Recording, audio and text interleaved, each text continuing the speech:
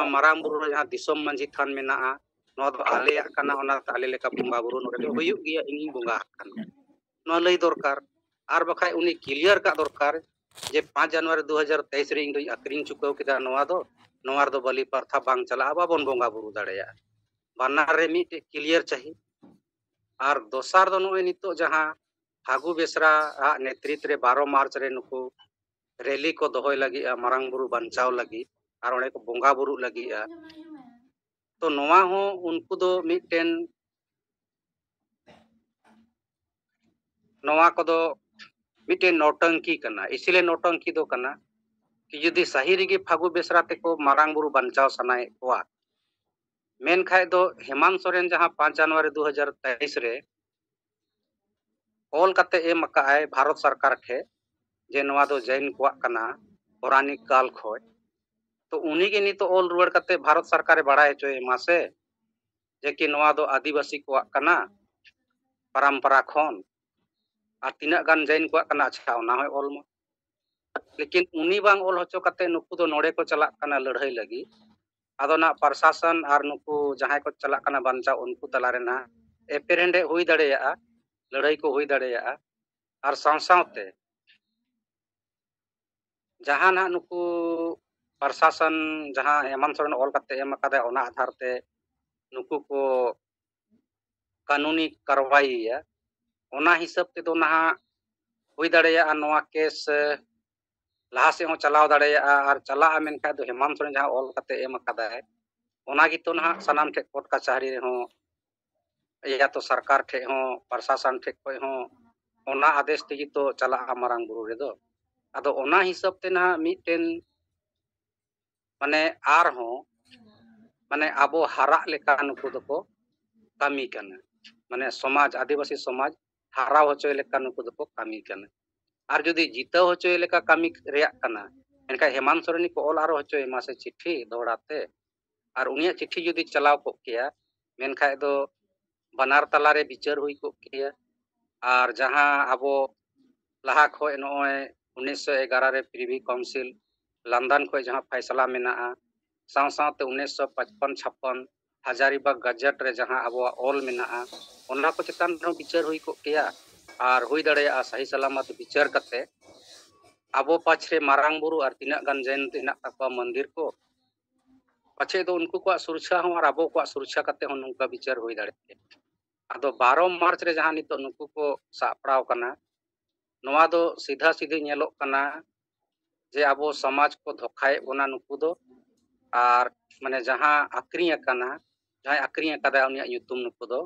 दापाल लेका लगी को कुरुमुटु कना आदो नो नुका मारांग बुरु सेना हालत दो नित हाबी दो मेना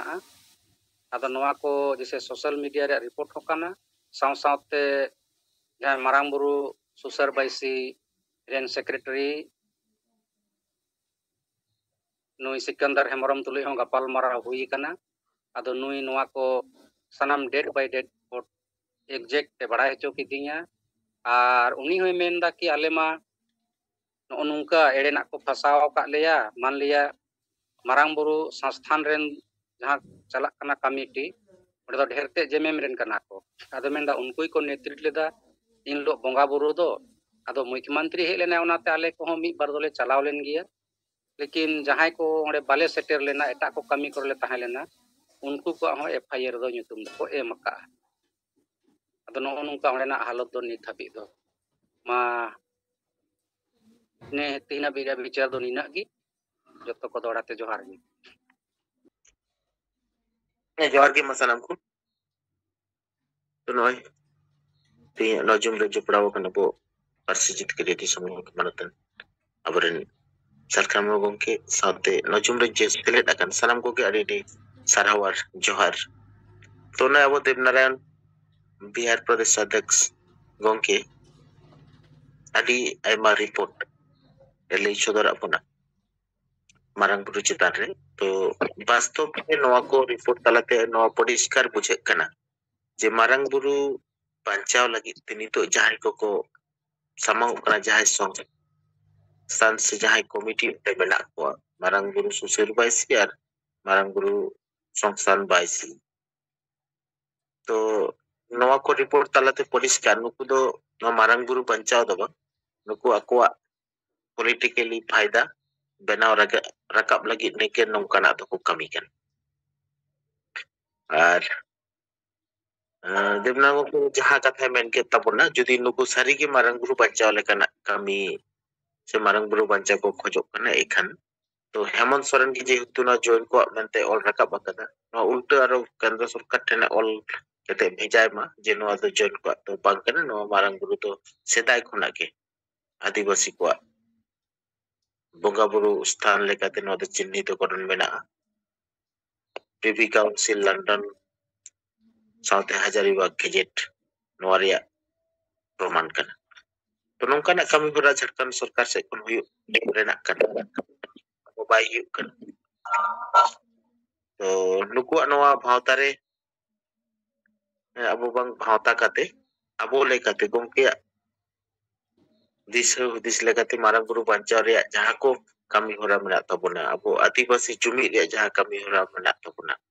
नोआ को जुदि अबो केडे अबो कमी दाड़ेया कमी अबो तबे एनिके नो मारंग बुरु होबो बांचाव दाड़ेया और मारंग बुरु बांचाव लगी ते नुकुमा चिंगलिया पूरे भारत दिसम रे सनाम संताल को साथे कोनो कम्युनिकेशन और रिलेशन बनु तकवा सिर्फ झारखंड रे किछु हड़ को आते माने जेएमएम समर्थक किछु हड़ को आते नोआ बिल की कमी को कमी करना तो नोआ ते तो अपना चेत हो नपाय दो पाई ही और अब लेकता बनो चितारे कमी इति हुई बना अब के जहां कमी को मारंग बुरु बंचा लगी को कमी कदा नौकाना कमी रे उन ऑक्टो रे अब जहां भारत बांध बो डिक्लेयर ले कोराव के अब अडी बेस नोआ रे हो सहमत बांको एम कना गोड़ो बांको एम जदि सारी उतर नोकुआ नौकाना चिंता भावना ताहे को एनखन एनलो नुको को शामिल दारे को और ओंडे आको बारिया कमिटी को बनाव कांते बार रकम भेलकी को जोड़ाव का ने सिकंदर हम एता वीडियो कॉल नेलो कांताय ताहेना वॉइस कॉल काटा चैनल तलाते जे नुई हो नोंका गे मेना का जे नो दो असामाजिक किछु व्यक्ति को कोड़ाव का तो नुको आदो कोनो चेत गे सठिक पदक्षेप के बनुआ नुको निजे स्वार्थ और निजेरा सुविधा से निजे बांचा लेकन कमी रेगे जोपड़ाव मेना तो ठीक गया मा तनाम को अड़ी अड़ी सराव और अबोना कमी करना रिपोर्ट को मा अब बो रोड रकब इदी मा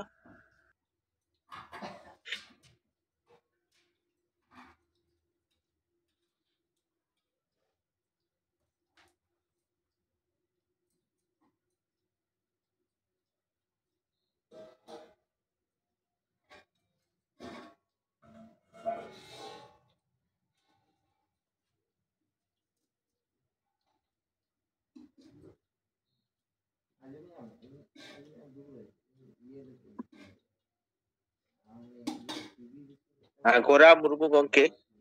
मासे आपे तिहिं अबोना सेंगेला मिट कार्यक्रम पे सापड़ाव ले तबोना अदो मासे ओंडेना रिपोर्ट को कटे जुदी अबो डबो सामांग के आदि बेस को अबे जहां को पे सेले ताहेलेना ओंडे खन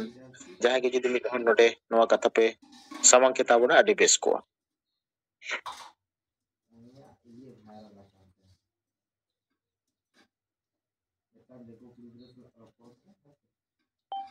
गोरा मुर्मू गंके मालदा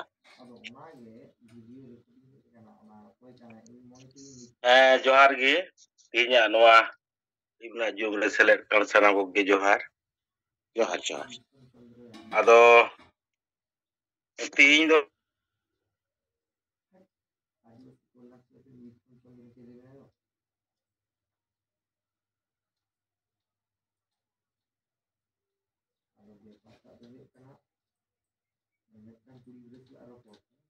फोरेन कमी को आते लीडर को आते मिटे ट्रेनिंग प्रोग्राम सपड़ाव होई लेना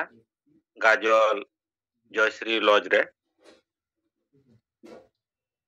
लगभग 100 खो ज्यादा हर नोडे सेलेक्ट को ताहे कना नोआ ट्रेनिंग अडी बेस्ते होइना जे चेल लेकाते आतु दिसम रे कमी हुइया ओना को लई बुझे होइना आर नोआ कमी जाते उसरते बुन सत नोआ बुझे होइना आर नोआ रे सेले को थाय कना पश्चिम बांग्ला रेन आदिवासी सेंगेल अभियान रेन working president Laxminarayan Kisku vice president Mohan Hansda general secretary Mohan Murmu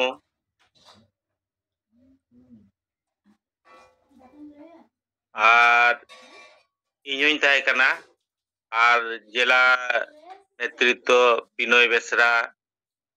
Rubin Murmu और नौका आयमा लीडर को बाते टीम ट्रेनिंग अडी बेस्ते सतना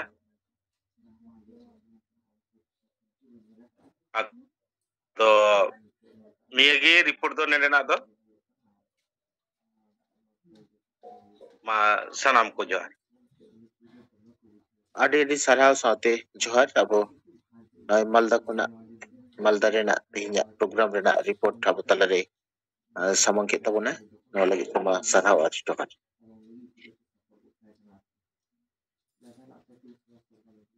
नोंका के अबो सिंगल लीडर को विभिन्न जायगा रे गामी रे मेना बन गया विभिन्न कर्मसूची अबो लेखाते बो हतावत गया अबोना सेंगेला बिचे थारा पासनाव लगी थे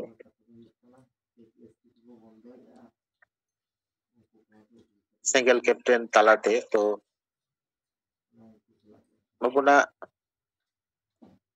विभिन्न हर साथे संपर्क तालाते नोआ नितो अबोना कमी लाहा से बो लाहा इदा और नितो नोंका सोशल मीडिया को तालाते जहां जलोगो कना अबो सेंगेल साथे नितो सांगे हर को जोड़ाव लगी दो कना नितो को बुझो तियो अगुएआ जे सेंगेल अभियान के एकमात्र नो आदिवासी जुमिद बेनाव रकाब करते आदिवासी होकैते बचाव दाड़ेया नोआ दो एकदम माने परिष्कार प्रमाण उतरक और जहां कथा अबोना नो 2025 साल रेगे हा सेंगेल छाड़ा संगठन रेना उपरुम दो बई बईते बाकी को दो माने बिलुप्त लेका गे बुझे कना अबोना नोआ कमी होरा तालाते तो चलो बन साहस के साथ अब कमी ते हुई अबोना कमी इदी अबोन अबोन ओय सानामा लड़ाई रेगे जितके रखा के मेना बोना और सारिया लड़ाई रे मेना बोना संवैधानिक आईन कानून तलाते अब बो लड़ाई कने ओना लेकाते अब दो बो जितकेरोआ और बाकी आदर्श संगठन को मा रूढ़िवाद सबसे ऊंचा ग्राम सभा संतल कस्टमरी लॉ माने कस्टम्स मेना मेनखान कस्टमरी लॉ मेनते नुकु जहां भावता डावता कते हर को बुझेव बड़ाय कोआ नोआ रेया मुचाद दिन दो माने नुकु और भावता रे मुचाद दिन दो सेटर हिजुग कना बिचार धार आर कमी को पासनाव तालाते तो ठीक है मा सिलेक्ट अकान बोन आलो बो थीर को मा रिपोर्ट को बिचार को हो अब तला रे जुदी अब बो रोड़ा तले खान सिलेक्ट अकान सनाम होड़गे नोडे खुना मेक्टेन नपाय बिचार अब बो सचेत दाड़े आर नोआ माध्यम ते सचेत काते अब आरो होड़ अब मोटिवेट दाड़े को तो गंके को मा कथा को बो दोहो इदिमा